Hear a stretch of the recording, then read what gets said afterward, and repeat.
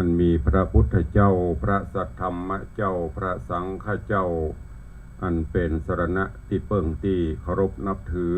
อันสูงสุดในชีวิตกราบคารวะแตบไตไวยสาปารมีธรรมพระมหาเถรานุเถระเจ้าคณะพระสังฆาธิการภิกขุสงฆ์องค์สามเณรจุตนจุองค์โดยความเคารพเจริญสุขเจริญปอนปอออกไม่ออกศรัทธานาบุญติ่นจองห้องวัดจุหนุ่มเท่าใจยิงขอน้อมต้อนรับทุกท่านเข้าสู่รายการ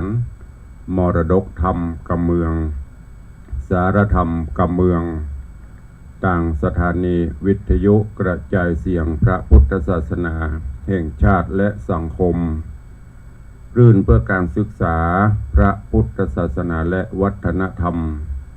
รื่นพระพุทธศาสนาและจริยธรรมตลอดจนคลื่นวิทยุสีขาวเพื่อเจ้าประชาส่งสัญญาณกระจายเสียงจากสถานีวิทยุวัดฝ่ายหินตำบลสุเทพอำเภอเมืองจังหวัดเชียงใหม่ในระบบคลื่นความถี่ FM 104.50 เมกะเฮิรตซ์สถานีวิทยุคลื่นพระพุทธศาสนาและจริยธรรมในความอุปถัมภ์ของมูลนิธิพระบรมธาตุเจ้าดอยสุเทพกระจายเสียงในระบบคลื่นความถี่ FM 96.0 เมกะเฮิรตซ์และวิทยุคลื่นสีขาวเพื่อเจ้าประชาในความเมตตาอุปถัมภ์ของท่านอาจารย์พระครูอภิวัฒนวิกรมผู้อำนวยการสถานีและท่านผู้อำนวยการ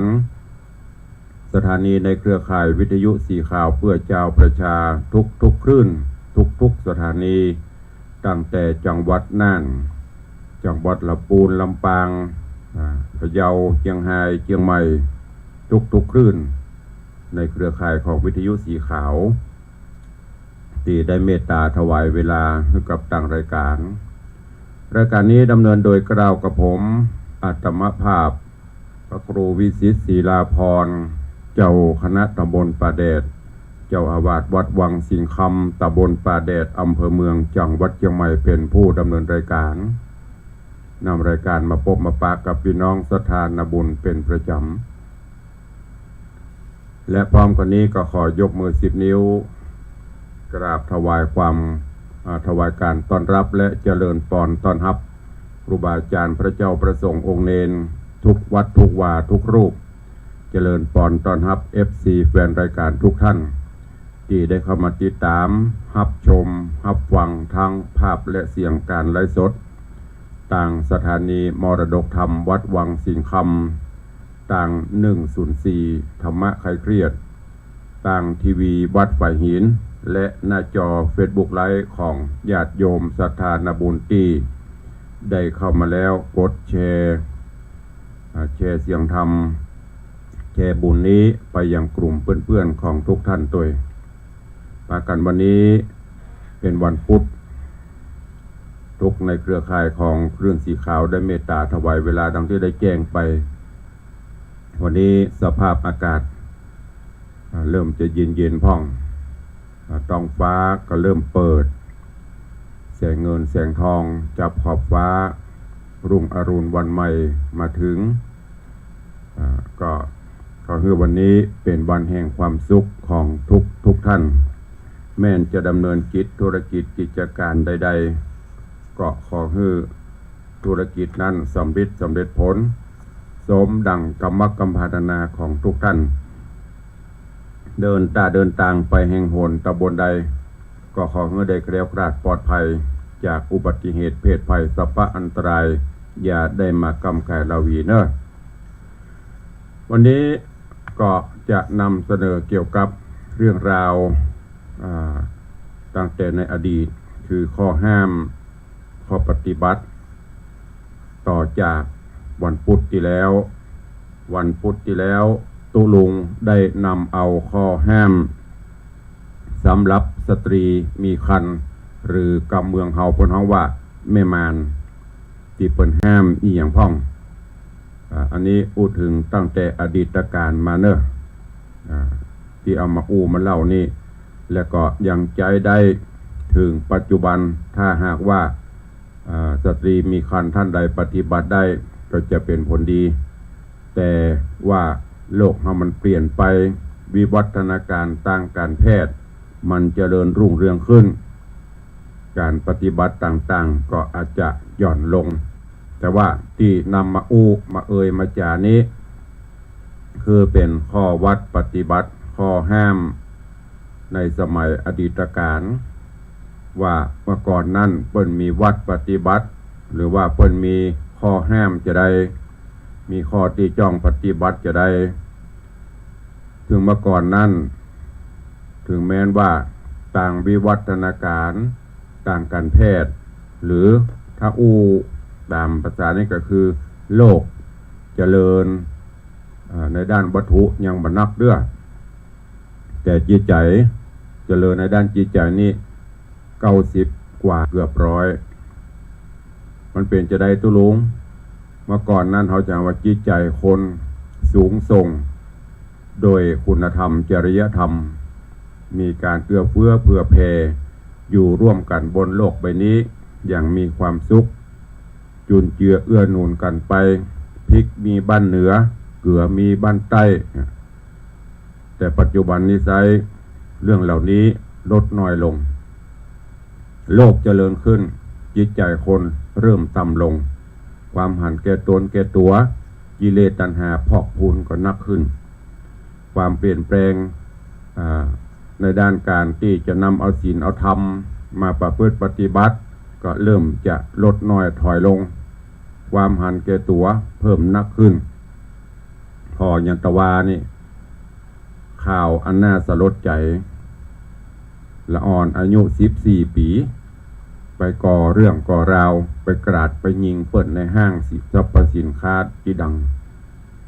สร้างความเสียหายโกลาหลเกิดขึ้นนี่เป็นสิ่งบ่งบอกว่าศีลธรรมคนเฮาเหินห่างจากศีลจากธรรมไปนักละไปหมกมุ่นในสิ่งต่างๆที่บดีบางามอย่างลูกหลานเฮาประเดี๋ยวติดเกมติดหยังกันอันนี้ก็บอกว่านะได้ว่าเงื้อไผมันเป็นไปตามยุคตามสมัยแต่ว่าเฮาก็ควรจะเอาศีลเอาธรรมเอาข้อดีๆมาควบคู่พ้องจะเป็นนักแน่นตั้งใดตั้งหนึ่งเป็นว่าตาจังให้มันเครื่องกันศีลธรรมกับบละกรรมบะเก่าบะเดิมกับบละอย่างที่ตุลุงเคยบอกครูบาอาจารย์เคยว่าใหม่ก็เอาเก่ากับบละควบคู่กันไปบ้านเมืองเฮาอย่างที่หลวงพ่อพุทธทาสที่ครูบาอาจารย์เพิ่นได้กล่าวไว้ศีลธรรมไม่กลับมาโลกาจะวินาศที่มันเกิดขึ้นถึงวันทุกวันเพราะอันอย่างญาติโยมทั้งหลายเพราะเฮาเหินเฮาห่างจากศีลจากธรรมอย่างตะกี้ท่านอรโยบรรยายก่อนหน้าตุลุงน่ะก็ฟังเพิ่นฟังแล้วก็รู้สึกว่าโอ้มันดังที่ท่านเจ้าได้บรรยายตุลุงก็เคยอู้เคยจ๋า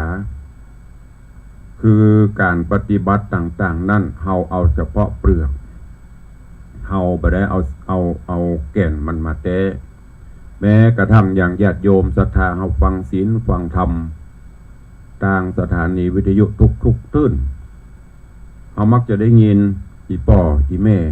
โอ้ตุลุงตัวนั้นเตดม่วนตุลุงตัวนี้เตดดี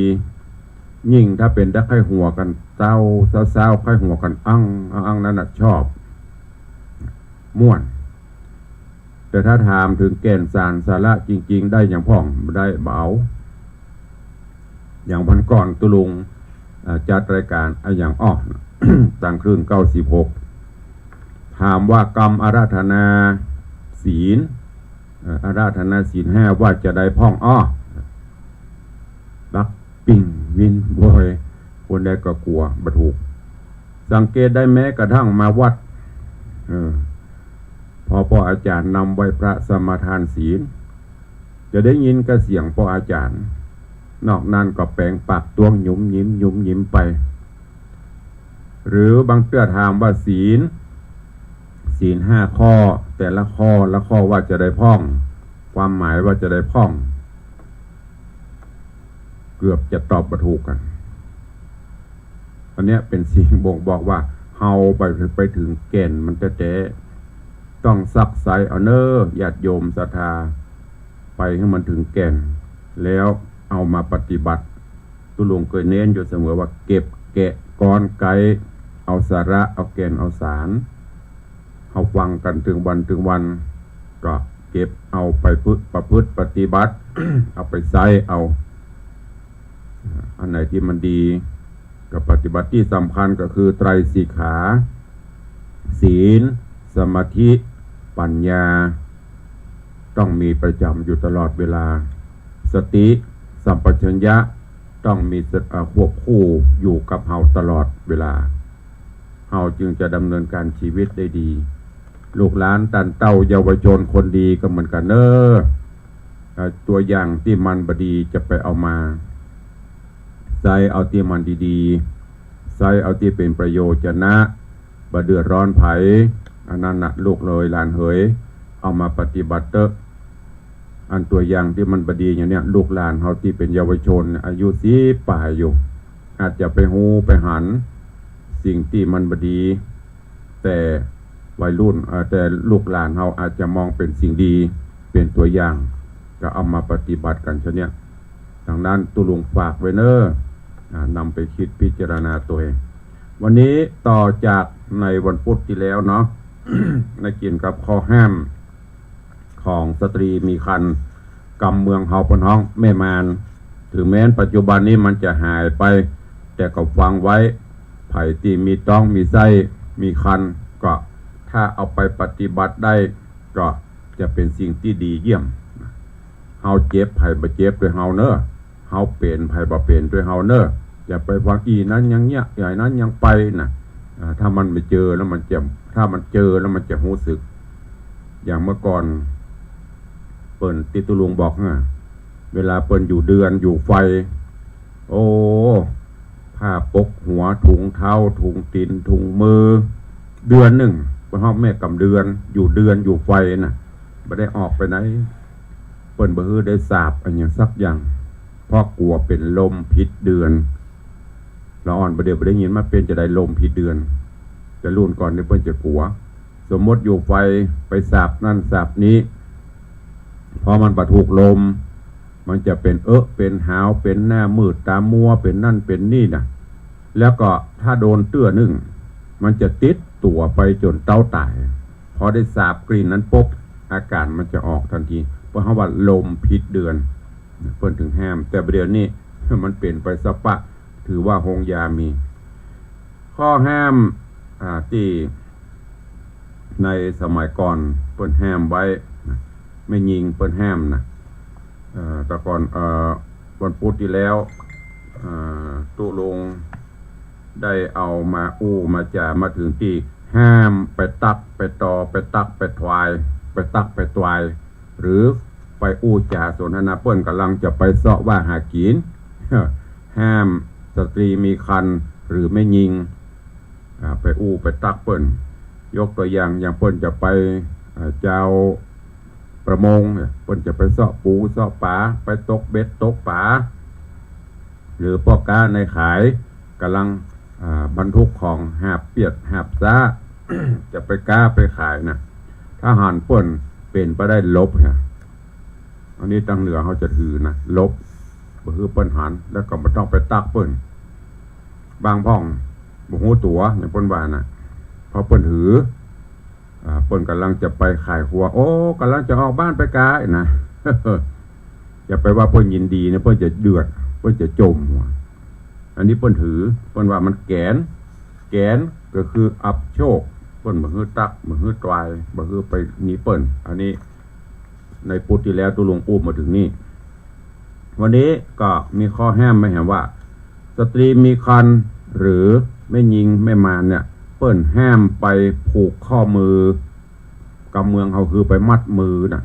ไปผูกข้อมือไปอวยพรให้กู้บ่าวกู้สาวเปิ้นคือไปเมื่อมีงานกินแขกแต่งงานน่ะเปิ้นห้ามแม่มารไปห่วมห้ามแม่มารหรือสตรีมีครรภ์เนี่ยไปผูกข้อไม้ข้อมือ เพราะว่าเชื่อกันว่าจะทำให้งานนั้นเป็นอัปมงคลไปเกิดอุบัติอุบาทแก่ผู้บ่าวผู้สาวอันนี้เปิ่นห้ามเพราะว่าเป็นธรรมดาตีกูบ่าวสาวเมื่อเปิ่นได้หันแม่มารละมันจะต้องอุ่ยให้มันจะกลัวเพราะว่าเปิ่นยังบ่เคยเตี้ยจะเกิดความวิตกกังวลขึ้นเปิ่นถือห้องแม่มารเปิ่นถือบ่คือไปอันต่อมาเปิ่นห้ามไม้ที่ปลูกในบ้านนะในสมัยโบราณไม่ยิงนี่เปิ่นเฮาว่ามีขอบเขตจำกัดที่จะทำหลายอย่างพอใจทำได้แต่ไม่ยิงนี่ทำมาได้บางอย่างเปิ่นก็จะหาสาเหตุมาได้ว่านี่อย่างเปิ่นถึงห้ามเริ่มตั้งแต่ห้ามแม่มารข้ามไม้ที่เปิ่นเตรียมไว้ปลูกบ้านปลูกเฮือนแปลงบ้านแปลงเฮือนเปิ่นก็บ่ฮื้อห้ามบ่ฮื้อข้ามบ่ฮื้อเหยียบอันเนี้ยเพราะอย่างก็เพราะว่ามันเป็นมารเพราะว่าแม่มารจื้อมันนี่เด้อมันหนึ่งก็คือห้ามสร้างวัตถุใดๆที่มันเป็นกุศลต่างๆแม้กระทั่งจะไปปลูกไปแปลงวิหารกุฏิอย่างเปิ้นก็บ่ฮื้อเด้อลองฮื้อคลอดลองฮื้อเกิดก่อนค่อยไปอันต่อมาห้ามไปเผาศพเปิ้นก็บ่ฮื้อไปอยู่บ้านเพราะอย่างเปิ้นถึงห้ามก็เพราะว่าไปหันเกิดไปหู้ไปหันไปอย่างจะเสียขวัญแล้วก็จะมาเครียดมากืดไปหันภาพอุกจักตากาอย่างมุนีกาเปิ้นบ่ฮื้อพอบ่ฮื้อกวยเกิดไปหู้ไปหันมานอนเมื่อคืนนอนบ่หลับสุขภาพจิตบ่ดีสุขภาพกายก็จะเสื่อมไปด้วยแหมเปิ้นถึงบ่ฮื้อไปดูไปพอต่อมาห้ามไปพอคนอื่นคลอดลูกห้ามไปดูคนอื่นเกิดลูกไปจะบอกโอ้เฮามีต้องมานไปพอบ่ล่ะบ่เกิดจะใด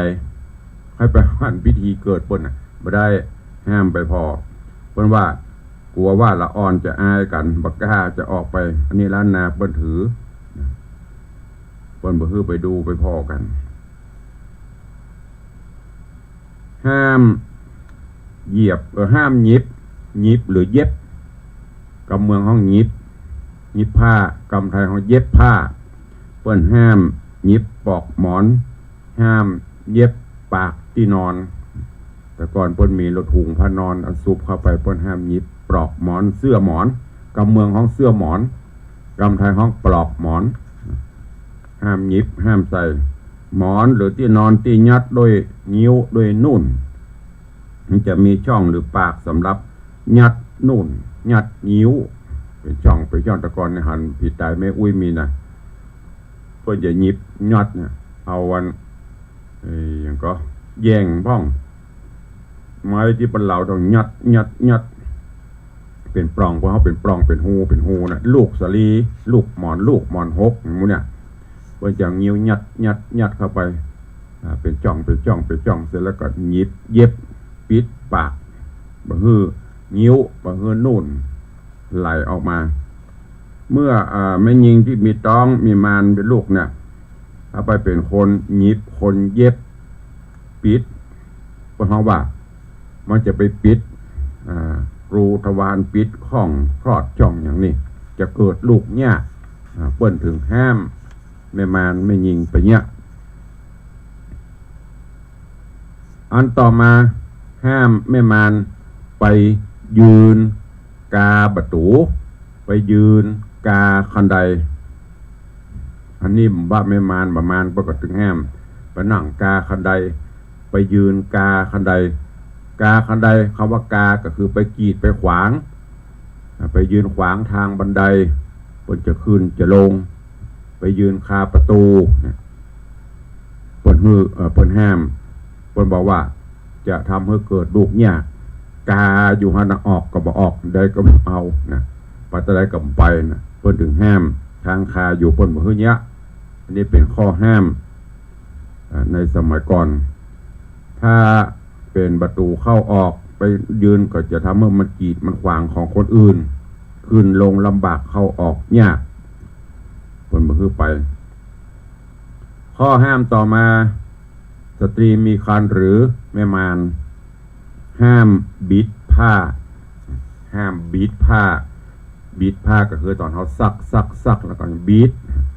ดสะบัดน้ำมันนะเมื่อซักผ้าห้ามบิดผ้าซักแล้วก็ตากตึงเปียกนะบ่ต้องไปบีดมันประเดี๋ยวนี้แดดร้อนเดี๋ยวนี้มันโอบละป้นบีดกันละป้นบอกว่าถ้าบีดผ้าจะทำให้ละอ่อนที่เกิดมันนั่นน่ะปากบิดปากเบี้ยวตาเล่ป้นถึงแห้มไทยแม่นะตอนเขาบีดผ่านแม้แต่หน้าคนบีดอะไรยังต้องทำมันออกแห้งนะหน้าบูดหน้าเบี้ยวอันนี้ป้นห้ามแล้วก็แหมอย่างหนึ่งผ้ามันมีน้ำหนักเช่นผ้าปูที่นอนสมัยโบราณเนี่ยมันเป็นผ้าฝ้ายเป็นผ้าตอแล้วก็มีความหนักบิดลำบากดีก็อันตรายอันต่อมาปนห้องว่าปนห้ามข้อห้ามต่อมาสตรีมีครรภ์หรือไม่หญิงไม่มานห้ามหันหลังหิ่งไฟกำเมืองห้องหิ่งไฟแต่ก่อนนี่หน้าหนาวเดี๋ยวนี้มันหนาวแล้วไม่ได้หิ่งแล้วไฟมีก็เปิดแอร์พึ่งเมื่อก่อนนี่มันหนาวฝนตก2 5ได้เย็นนั่งหิ่งไฟบิดตึงหน้าบิดตึงหลังถ้าเป็นคนมีต้องมีไส้ไม่มานนี่แต่ก่อนเปิ้นห้ามเอาตั้งหลังไปหิ่งไฟคือบินหลังหิ่งไฟไม่ยิงมีต้องมีมานเนี่ยเปิ้นห้ามหิ่งไฟหันหลังผิงไฟถ้าจะผิงไฟคือเอาแน่เข้าเพราะเชื่อว่าจะทำให้ลูกติด จะทำให้หกติดทำให้เกิดยากหกก็ออกจ้าหรือออกยากอันนี้เป็นเพราะว่ากลัวไม่มานจะเกิดพลาดพลั้งล้มนั่นน่ะ ถ้าเป็นไปได้ก็ไปนั่งหิ่งเกิดพลาดประเลศงมตากงายเข้ากองไฟก็อันตรายคนโบราณในเปิ้นพอพิธีพิถันนักนะอันต่อมาห้ามดูสุริยคราสหรือจันทคราสเดือนตือกันตะวันตือกันเปิ้นก็ห้ามไปพอห้ามไปดูเพราะโดยเฉพาะเมื่อเกิดจันทรุปราคาตามเหนือเพราะว่าเดือนตือกันเนี่ยคือราหูอมจันทร์นะถ้าแม่มารหรือคนที่มีต้องเพราะจะดูก็ดูได้แต่ว่าฮือออกจากนอกใจคาแล้วก็พอออกไปนอกใจคาแล้วก็พอถ้าอยู่ในห้มใจคาเพิ่นบอกว่าละอ่อนเกิดออกมาจะทำให้ตาเล่ตาเขวโดคนโบราณเพิ่นสังเกตสังการนั่งแสดงว่ามันมีตัวอย่างเพิ่นถึงห้ามไว้ทีนี้มาอู้ถึงเรื่องอาหารที่เพิ่นห้ามสตรีมีครรภ์หรือแม่มารเปิ้นห้ามกินห้ามบริโภควางไว้เนอะลูกหลานตันเต้าไม่หอไม่เหือนหนุ่มที่อาจจะเป็นต้องแรกอันนี้ข้อห้ามถ้าปฏิบัติได้ก็ดีถ้าบ่ปฏิบัติไม่ได้ก็อันไหนที่มันผ่อนได้ก็ผ่อนไปเพราะมันยุคสมัยแม่มารหรือสตรีมีครรภ์เปิ้นห้ามกินของฮ้อนห้ามกินของเผ็ดของฮ้อนถึงแม้นบ่เป็นแม่มารนี่ก็บ่ก็ห้ามนะเผ็ดเค็มหวานเนี่ยเดี๋ยวโรคมันจะตวยมาแต่อันนี้ของห้ามข้อห้ามของกินแม่มารสตรีมีครรภ์เปิ้นห้ามกินของฮ้อนของเผ็ดเพราะคนในสมัยก่อนเพิ่นเชื่อว่าอาหารที่แม่กินหรือดื่มมันจะเข้าไปหดตัวไปหดหัวละอ่อนในท้องคือฮ้อนคนตะก่อนนะกินเผ็ดเข้าไปก็กลัวลูกฮ้อนแต่ตามเหตุตามผลอาหารกู้อย่างที่แม่กินเข้าไปนะลูกในท้องจะได้รับหมด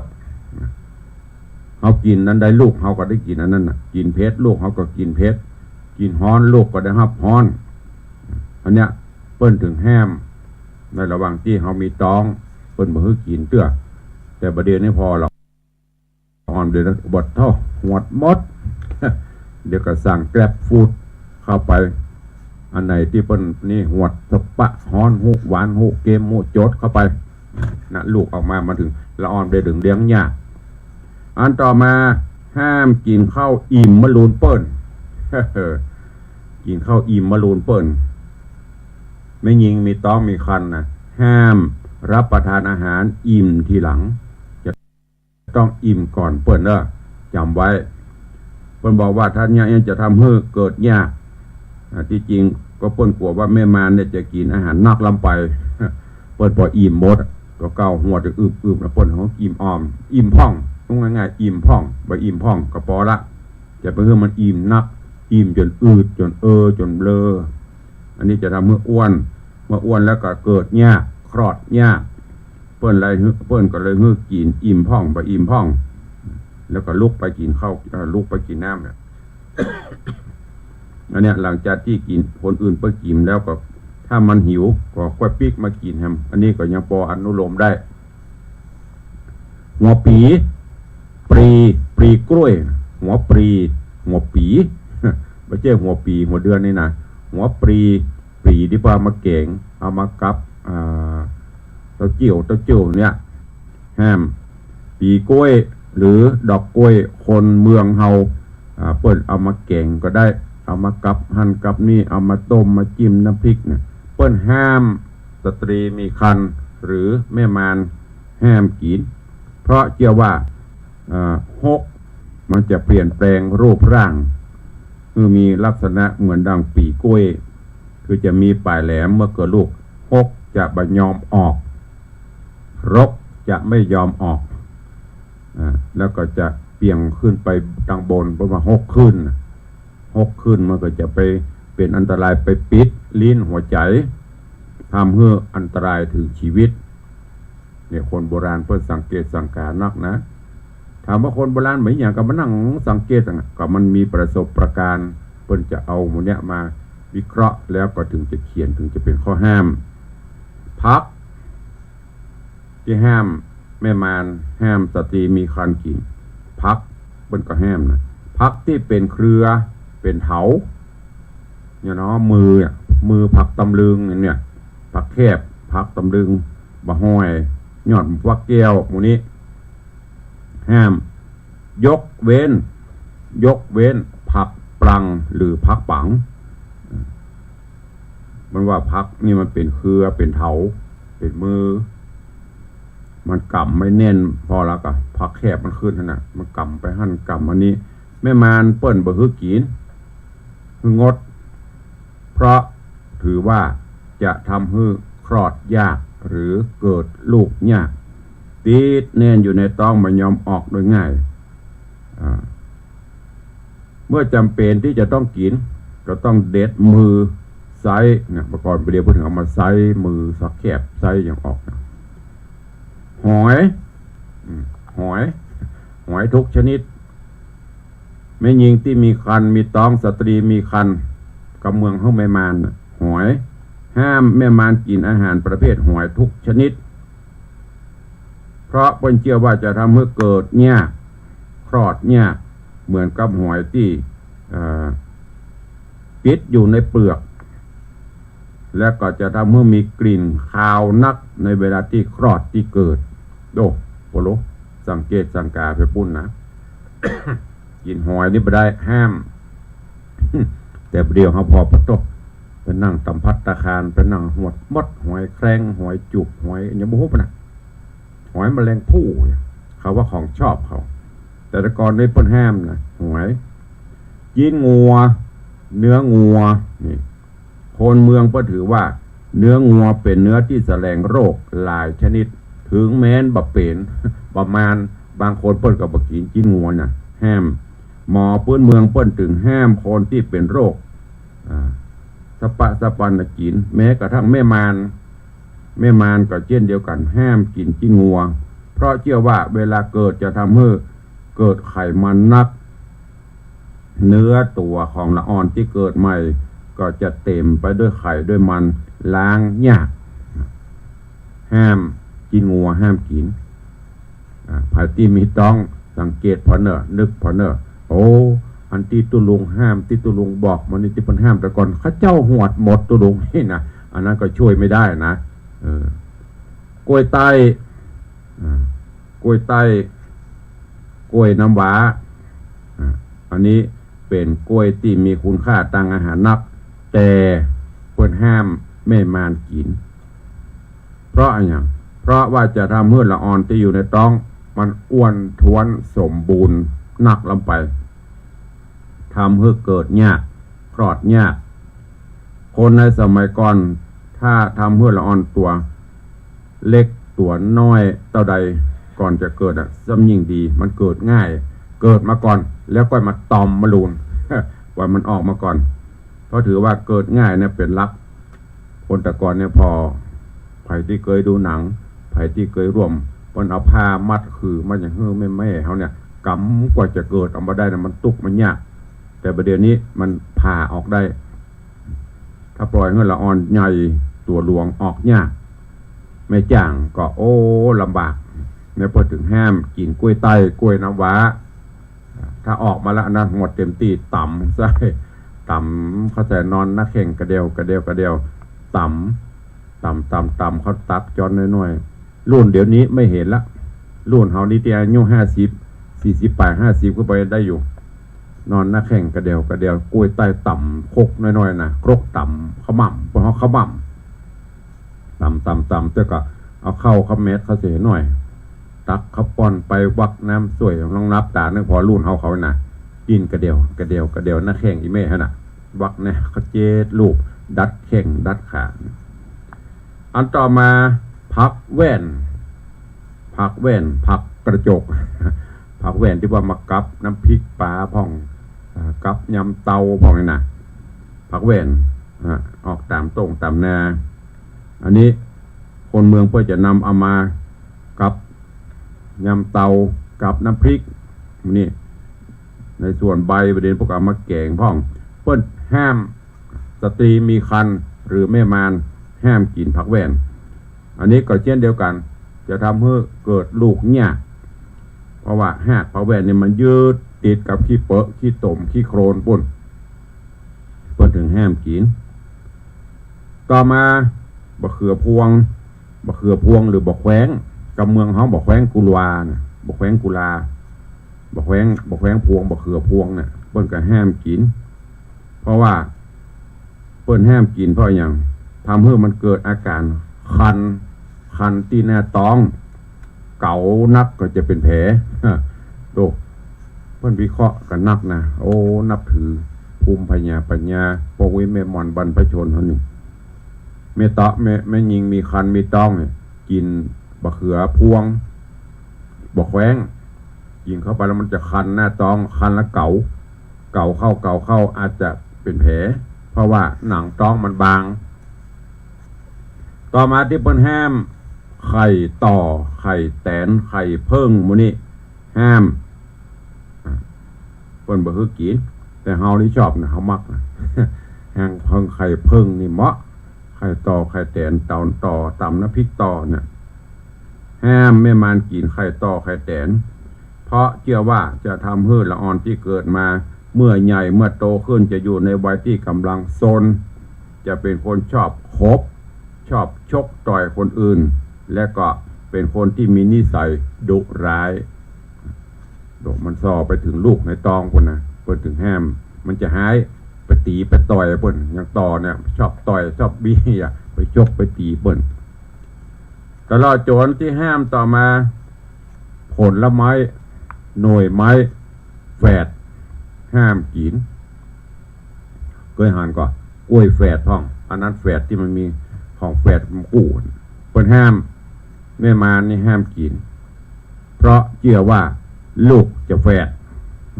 จะทำให้คนเดียวกับนักหนาละอันนี้มี2ก่อนแฝดเอามาแฮมอันนี้เปิ้นห้ามของผลไม้หรืออย่างที่มันเป็นของแฝดของกู้เปิ้นห้ามกินไข่ห้วนกับเมืองเฮาไข่ห้วนไข่ด้านแต่ก่อนมันมีหรอเปิ้นเลี้ยงไข่ในเล้าในดอที่แม่มันฟักแต่มันออกบ่หมดเปิ้นเฮาว่าไข่ห้วนไข่ด้านเอามาต้มกินอยู่อันนี้เปิ้นห้ามไม่ยิงบ่ฮื้อกินไข่ห้วน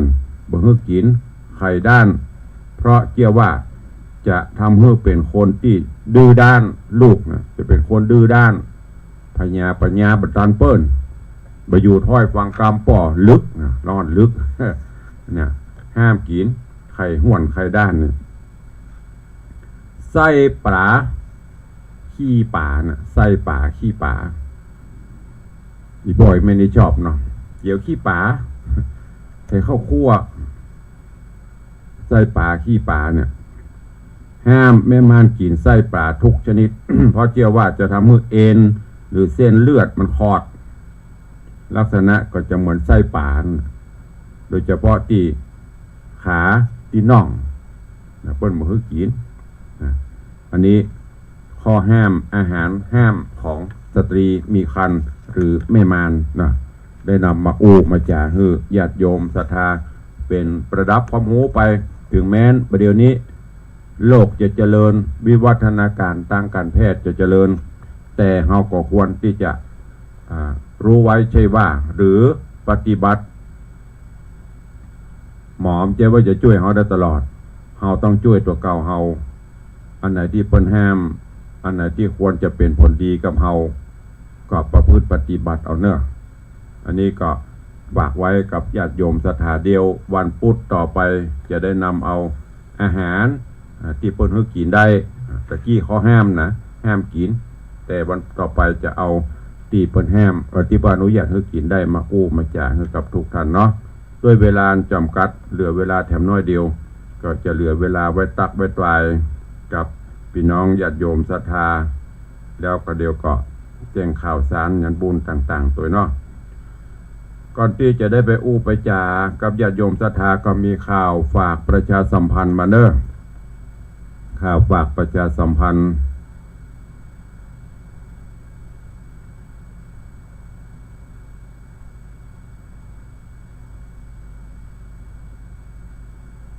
อันนี้ปลแล้วปรอาจารย์เฮ้ย นี่ท่านอาจารย์พระครูพิวัฒนาวิกรมมีอยู่ฝากข่าวเพื่อแจ้งฮือกับครูบาอาจารย์ตลอดจนFC ในคลื่นวิทยุสีขาวเนอะเปิ้นจะได้ร่วมกันไปเป็นเจ้าภาพในการบำเพ็ญกุศลศพของหลวงปู่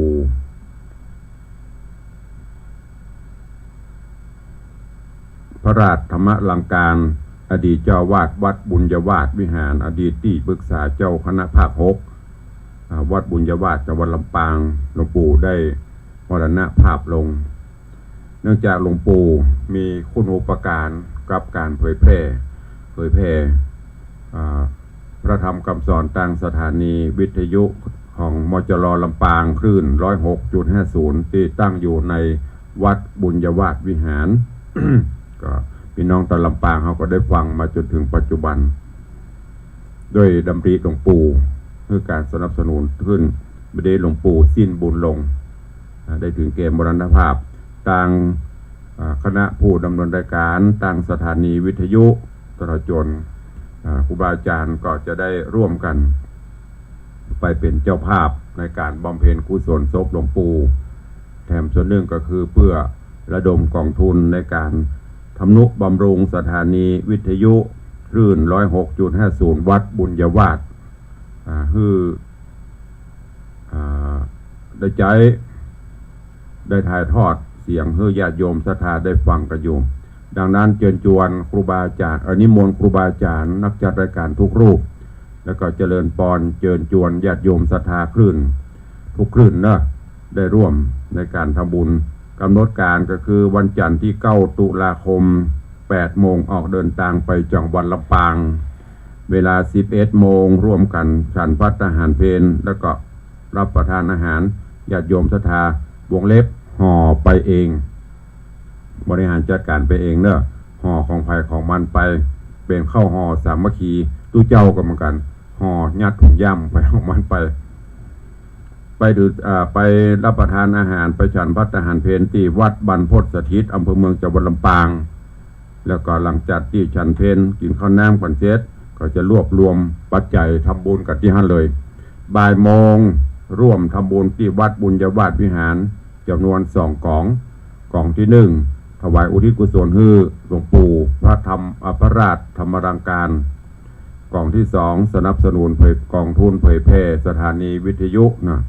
อันนี้ก็นำเรียนและก็แจ้งให้ FC แฟนรายการตั้งสถานีวิทยุคลื่นสีขาวเพื่อเจ้าประชาได้รับทราบได้ร่วมกันเนอะวันจันทร์ที่9ตุลาคม2566เชิญชวนทุกท่านร่วมทำบุญที่วัดบุญยวาสโดยแยกเป็น2กองเนอะกองที่1ก็จะรวมทำบุญอุทิศกุศลให้หลวงปู่พระราชธรรมลังการผู้ก่อตั้งสถานีวิทยุอันที่2กองที่2ก็จะบำรุงสถานีวิทยุเนอะการนี้ต่างท่านจำพระครูอภิวัฒนวิกรมฝากแจ้งข่าวมาในวันที่8ที่จะถึงนี้เชิญชวนทุกท่านร่วมงานทำบุญถวายทานสลากพัดที่วัดดอนใจตำบลป่าแดดอำเภอเมืองจังหวัดเชียงใหม่เนอะในช่วงนี้ยังอยู่ช่วงเดือน12อยู่ก็จะมีการทำบุญทานสลากพัดเชิญชวนทุกท่านร่วมทำบุญโดยพร้อมเพียงกันที่วัดดอนชัยตำบลป่าแดดอำเภอเมืองจังหวัดเชียงใหม่เหนือวัดวังสิงคำเลยเนอะเป็นลูกตำบลเดียวกันนี้ก็เชิญชวนทุกท่านไปร่วมกันแล้วก็จะไปลืมงานทำบุญอายุวัฒนมงคลครบ5 รอบ60 ปีเนอะของไผ่ของตุลุงเนี่ยปกติเราจัดกันเดือนสิงหาคม21 สิงหาคมครบกำหนดเต็มแต่ปีนี้ดำริขึ้นว่าฟ้าฝนก็นักบ่สะดวกกับญาติโยมศรัทธาที่จอดรถจอดล่างก็ลำบากตุลุงก็เลยโคตรขายย้ายเพราะว่าปีนี้จัดงานครบ5 รอบตัวก็คงจะนิมนต์พระเจ้าพระสงฆ์และศรัทธาญาติคงจะมาหลายก็เลยเลื่อนไปจัดเอาในวันเสาร์วันอาทิตย์ที่16 17 เดือนธันวาเนอะแต่กำหนดการพิธีการต่างๆปกติมีการทำบุญทักษิณาทานอุทิศกรปนผลให้บรรพชนครูบาอุปชาจารย์ตลอดจนอดีตเจ้าอาวาสบุรพกษัตริยาธิราชเจ้าจากนั้นก็จะเป็นพิธีสะเดาะนพเคราะห์ในวันที่16ที่17กินข้าวน้ำจำของงานแล้วพระมหาเถระครูบาอาจารย์ก็จะมาเจริญพระพุทธมนต์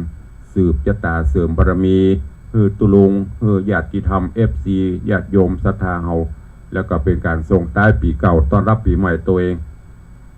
เพราะว่าแห่งบักกี่วันก็จะสิ้นปีจากนั้นภาคบ่ายก็จะเป็นการมุทิตาสักการะถวายทานต้นปัจจัยต้นเงินต้นทองต้นเพชรต้นมหากุศลเพื่อสมทบกองทุนนิธิวิสิตศรีราพรเชิญชวนทุกท่านเนอะFC แฟนรายการญาติโยมศรัทธาให้ร่วมเป็นเจ้าภาพในการสังฆทานถวายพระมหาเถระเป็นสังฆทานชุดใหญ่ชุดละ 2,500 บาทสังฆทานเป็นโต๊ะเคียงตัวละ 1,000 บาทหนังสือพิมพ์หนังสือที่ระลึกเล่มละ 150 บาทหรือจะร่วมเป็นเจ้าภาพ ต้นเงินต้นทองต้นเพชรที่จะสมทบกองทุนนิธิก็ตามที่เจตนาศรัทธาหรือจะนำโฮงทานเข้าป่าอาหารมาห่วมก็แจ้งความจำนงได้เนอะตั้งแต่บัดนี้เป็นต้นไปจะไปว่าเมินอยู่ตุลุงกำลังตุลาพฤศจิกาธันวาวันเวลาเดี๋ยวมันวยตุลุงก็อยู่ในช่วงที่จะต้องเตรียมความพร้อมไปถึงวันละพิมพ์หนังสือปฏิทินของที่ระลึกที่จะแจกปีนี้ต้องใช้จะถูกปัจจัยจำนวนนักก็อาศัยใบบุญเมตตาบารมีญาติโยมศรัทธาเนอะที่ระลึกแถม108 เล่มแล้วก็ยังเป็นเจ้าภาพอื่นๆแถมที่จะติดตามมาส่วนญาติโยมศรัทธาเขาก็มาเรื่อยๆสังฆทานพ่องต้นเงินต้นทองพ่องก็เดี๋ยวตุลุงจะนำมาประชาสัมพันธ์ให้ในวันต่อไปเนอะด้วยเวลาเขามันจำกัดจะไปลืม16 17 ธันวาคมมีนัดพบกันที่ในวังเนอะงานทำบุญครบรอบอายุวัฒนมงคล5 รอบ60 ปีของตุลุงในวังเนอะเอาแล้วเนาะจะได้ตักได้ตายพี่น้องศรัทธาต่างบ้านต่างจองต่างหน้าจอ Facebook วันนี้เข้ามากันหลวงหลายก็ขออนุญาตแจ้งขอบคุณต่างหน้าจอก่อนเนาะ เจริญปอนโยมแม่จันดีวิสุทธินันเนอ กำลังแม่จันดีเข้ามาติดตามรับชมรับฟัง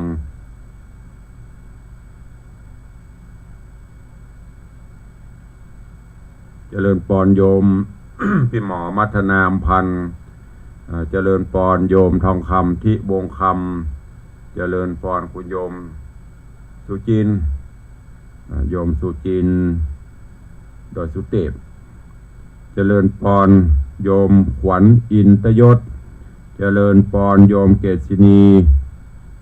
ชัยเทพเจริญปอนโยมชิดชบาเจริญปอนโยมสุรพงษ์บุญห้าพระอาจารย์สุรพงษ์บุญห้าเจริญปอนโยมสลินทิพย์บุญเลิศเจริญปอนโยมชนจันทร์ซอนคำเจริญปอนต้อนรับโยมแม่ประณีพยาไคหพลเจริญปอนถวายการต้อนรับตุลุงปะแงะเนอะวัดเปิดบรรยากาศม่วนงานสันเล่าหันในไร่ตะวันจะเป็นนั่งจิบกาแฟ จิบชาบรรยากาศเป็นม่วนมันไม่ได้หันของจริงนะหันเฉพาะใน Facebook อยู่ขอบพระคุณเนอะจันที่ได้มาติดต่อติดตามเป็นกำลังใจเจริญปอนโยมนวลศิริหินเขียวเจริญปอนโยมพี่อัญชลีคำกิติเจริญปอนแม่ปั่นมีงานเจริญปอนโยมปินันล่าปินันจรันปิยะจันทร์น้าน้องคนเดิมโยมมยุรีสังเกตเจริญปอนยายเพลินเพื่อนเกษตรเจริญพรท่านรองวันเพ็ญเนอะเจริญปอนโยมตู่สุรัตน์เสาคำเจริญปอนจ้างซอยุทธนาห่างดงไวสาครับเจริญปอนโยมสุพรรณีเจริญปอนโยมเพชรเจริญปอนโยมสมทรงสิทธิตาเจริญปอนยายเอ้ยดอยซิวนี่กำลังเข้ามาติดตามรับชมรับฟังก็ขอบคุณอนุโมทนาบุญเจริญปอนพินันอิสมเตปินพิทาจารย์ตัวเนอะขาดตกบกพร่องประการใดโยมสุแก้วเตชะมังสาธุฟังอยู่เนอะสาธุเจริญปอนขอบคุณทุกท่านเนอะขาดตกบกพร่องประใดเปี่ยมมันผเลิศเจิดจัด ก็เดี๋ยวจะไปตอบทาง Facebook แห่งกรรมขอบคุณทุกท่านทุกรูปตัวที่เป็นกำลังใจเข้ามาแล้วจะไปลืมเนอะกดแชร์กดไลค์ออกไปคือกลุ่มเพื่อนๆเราได้รับฟังสาระธรรมข้อคิดต่างๆตัวต่อไปจะได้ไปตักไปตายต่างบ้านต่างจองกระย้ำพี่น้องที่ฟังต่าง Facebook เนอะท่านใดมีกุศลเจตนาให้ร่วมบุญกุศลกับตุลุงในเดือนธันวาท่านสามารถที่จะพิมพ์แจ้งเข้ามาได้ทางFacebook ก็ได้พิมพ์คอมเมนต์เข้ามาจะร่วมทำบุญอะไรอย่างก็ได้เนอะตามจิตเจตนาศรัทธาตัวเองพี่น้องศรัทธาทางบ้านก็โทรเข้ามาหรือจะโทรเข้ามาทางโทรศัพท์แจ้งความจำนงได้ที่เบอร์หมายเลข0817836540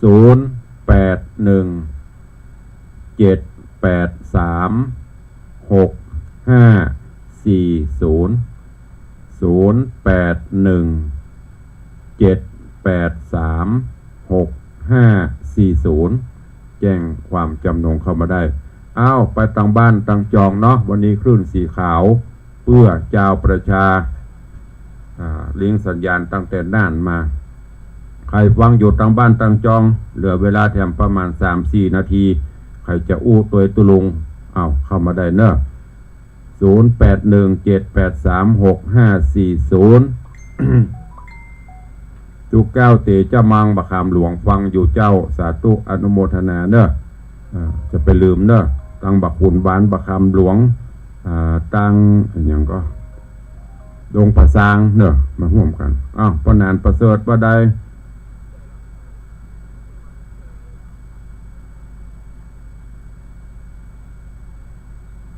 สาธุเนอะพนานเนอะอนุโมทนาบุญโดยพนานประเสริฐจากจังหวัดน่านเนอะสาธุเจริญปอนเจริญปอนอนุโมทนาสาธุที่เป็นกำลังใจเนอะพนานเนอะอนุโมทนาบุญกับพนานตัวอยู่ดีมีสุขเนอะสายต่อไปเจริญปอนแกนน้ำแล้วครับ เมืองแกนสาธุอนุโมทนาบุญเนอ